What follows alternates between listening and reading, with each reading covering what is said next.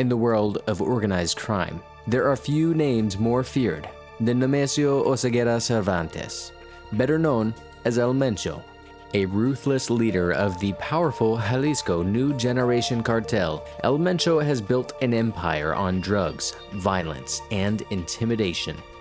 You must be wondering why he is regarded as so dangerous. What atrocious activities has he committed to get this title? Welcome to Criminist.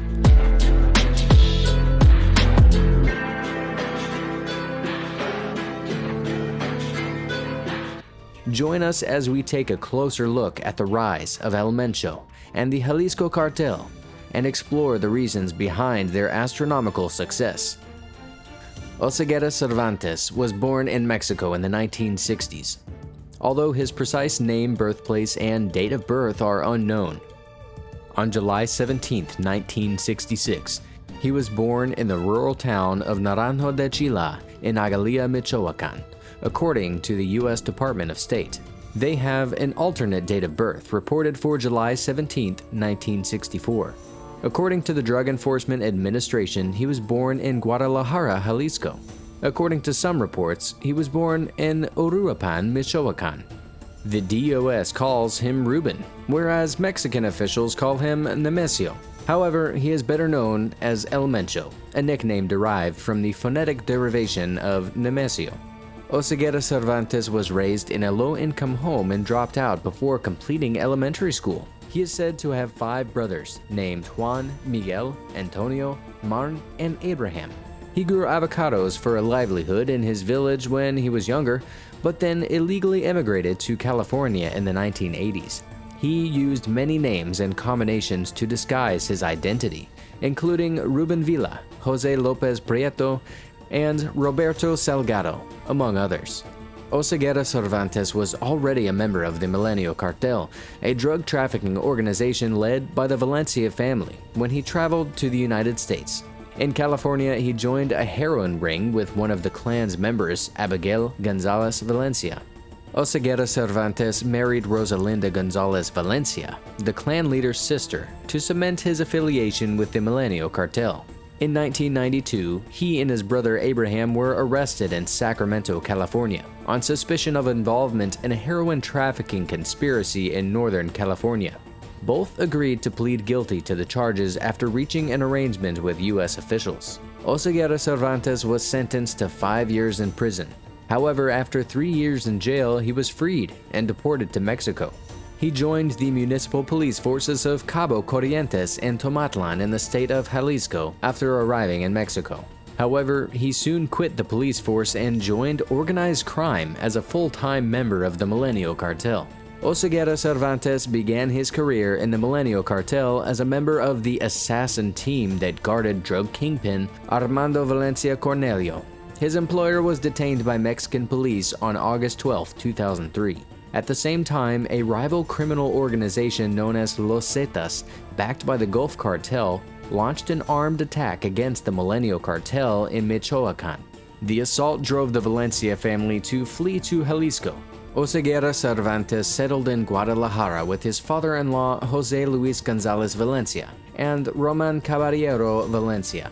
Oseguera Cervantes and the Milenio Cartel made an alliance in Jalisco with the Sinaloa Cartel faction led by Ignacio Nacho Coronel, a high-ranking drug lord and associate of Joaquin El Chapo Guzman.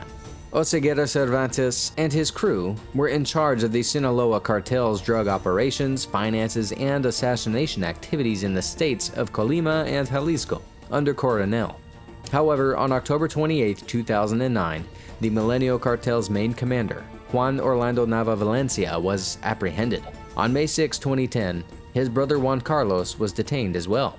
Coronel was slain in a confrontation with the Mexican army 2 months later. Following their defeats, the Milenio Cartel started to disintegrate, and Oseguera Cervantes attempted to seize control of its command structure. One faction inside the Milenio Cartel planned to make Elpidio Mojarro Ramirez, who had worked closely with Oscar Orlando and Juan Carlos before their incarceration, the group's head. One of the clan members, Eric Valencia Salazar, wanted Oseguera Cervantes to assume authority. Oseguera Cervantes then requested that the other Milenio Bloc extradite Gerardo Mendoza for the murder of a group of individuals who reported him in Tecoman, Colima. The other section turned down Oseguera Cervantes' proposal, sparking an internal conflict. The Milenio Cartel was divided into two factions. La Resistencia was one side, while Los Torcidos, led by Oseguera Cervantes, was the other. Los Torcidos was accused by La Resistencia of handing in Oscar Orlando to the police. The two factions competed over the drug smuggling turfs in Jalisco, resulting in a conflict. To justify its existence, Oseguera Cervantes' gang started a propaganda campaign against its adversaries, condemning extortions committed by other gangs against citizens, merchants, and government officials. Los Torcidos finally won the conflict and established a stronghold in western Mexico. The gang afterwards renamed themselves the Jalisco New Generation Cartel. Oseguera Cervantes, as head of the CJNG, cemented his position and developed his organization via geographical expansion and corruption of government officials. The CJNG grew from a minor breakaway criminal gang to one of Mexico's most powerful criminal organizations. Oseguera Cervantes distinguished himself as one of Mexico's most sought criminals during the process. His rise to prominence is attributable to a variety of causes, including the CJNG's forceful and sensationalized display of public violence. The CJNG's direct assaults on Mexico's security forces earned Oseguera Cervantes a reputation among authorities as the state's chief adversary and a dangerous criminal. Furthermore, the demise of Mexico's old top criminal leaders allowed Oseguera Cervantes to obtain exposure and prestige. He consolidated his activities in Jalisco and neighboring states by repelling assaults by criminal organizations such as Los Zetas and the Knights Templar Cartel. According to official reports, he is in charge of the CJNG's entire drug trafficking activities in the states of Jalisco, Colima, and Guanajuato, where he established a methamphetamine manufacturing and trading stronghold. In Mexico, their operational capability is focused in 8 states: Jalisco, Colima, Guanajuato, Nayarit, and Veracruz, where they have a tight grip over drug trafficking activities, and Morelos, Guerrero, and Michoacan, where they combat contending rival criminal gangs. The only area in the nation where the CJNG lost its geographical presence between 2014 and 2016 was Mexico City. The CJNG is said to have international linkages to criminal organizations in the United States, Latin America, Europe, Asia, and Africa. On a global scale, the CJNG is primarily concerned with the trafficking of cocaine and methamphetamine. Oseguera Cervantes was successful in turning the CJNG into one of Mexico's most lucrative criminal gangs. According to the government, Oseguera Cervantes' firm has around $50 billion in total assets. This achievement was shared with his brother-in-law, Abigail Gonzalez Valencia, who led the drug trafficking organization Los Cuines, which was affiliated with the CJNG. On February 28, 2015, the Mexican Navy apprehended Abigail. Part of Oseguera Cervantes' success in the drug trade stemmed from his ability to forecast market and consumer trends. Initially, the CJNG created methamphetamine, but as customer demand shifted, he switched to heroin manufacturing.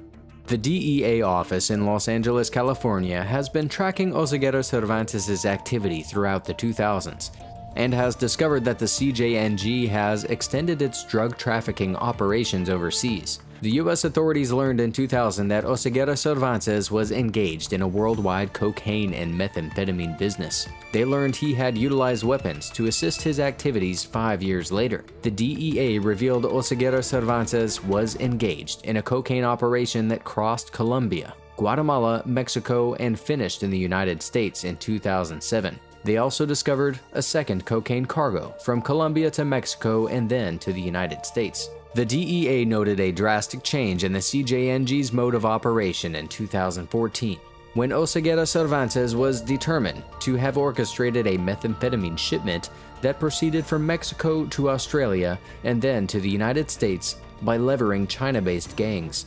On September 27, 2011, Mexico's General Prosecutor's Office issued an arrest warrant for Oseguera Cervantes and offered $2 million to anybody who can assist in giving information leading to his capture. He was charged with participation in organized crime and unlawful possession of guns.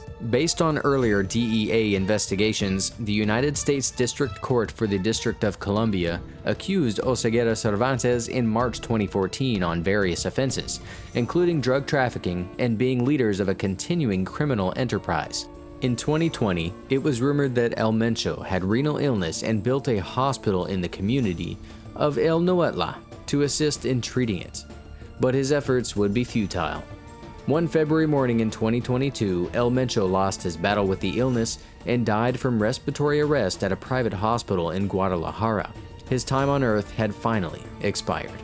And that wraps it up with our journey of Nemesio Oseguera Cervantes' wild ride as the head of one of Mexico's most powerful drug cartels in history. Or is it really his ending? The reports surrounding his death were unclaimed and have never been verified. Now, as you let that sink in, let's check out this next video and unravel another thrilling real-life story of a criminal who utilized their unique talents to commit heinous crimes and get rich